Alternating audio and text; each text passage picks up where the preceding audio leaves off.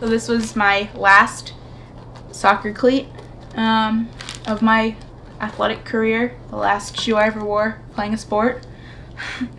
And so these are the collection of some of the sports things that I have from my career that is now over, but I still like to talk about it because it's an important part of my life. My TBI is considered mild on the scale.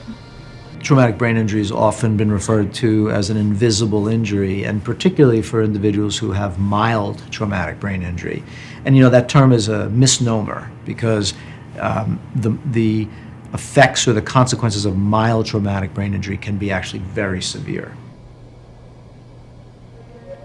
It is visible that I have larger pupils now because of the injury. One might not be able to tell that I have trouble following things with my eyes, and so it's more difficult to track things. Also with my light sensitivity, someone might not really know that I'm in pain every time I go outside and I'm in the sunlight. So they're very dark, specifically, so they're prescription. I wear them every time I go outside because the light's too painful for my head to deal with. I also used to have noise sensitivity, and that can't be seen, so even when I would go into a school, if I would hear lockers or a bell, then that would be really difficult to deal with, and my headaches would get worse. What we used to call folks who were struggling with the challenges caused by, quote, a mild brain injury, you use the phrase, walking wounded.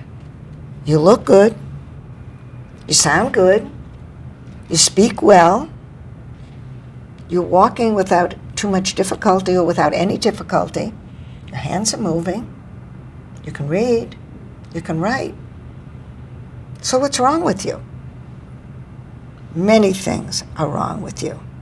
And put them all together, you have a very complex situation and very hard to diagnose. I have to stare at each circle of different colors, and they're to be put at different distances so that I work on my depth perception. And so with the first one, I'm supposed to see an X through this, so the strings will separate, and then more and more as I go out, I'll become less cross-eyed, and then going back in, I become more cross-eyed, and I have to hold the gaze on each dot for a certain amount of time so that I am trained to be able to see in that depth. What I do is I have to follow the tinfoil on top of the stick in different directions. And those directions are vertically, the depth direction, and horizontally. And all I have to do is follow the dot of the tinfoil with my eyes and without moving my head.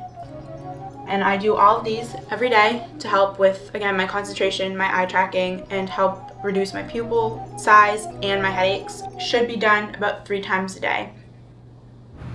People who sustain concussions are not to be taken lightly. There's no head injury that should be ignored. And there's a tremendous amount of knowledge regarding concussions. And I think to say that I had a bump on the head,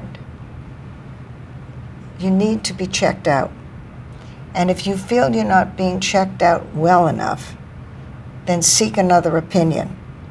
Call the brain injury support groups and chapters in your state and find out where you should call if you do not know.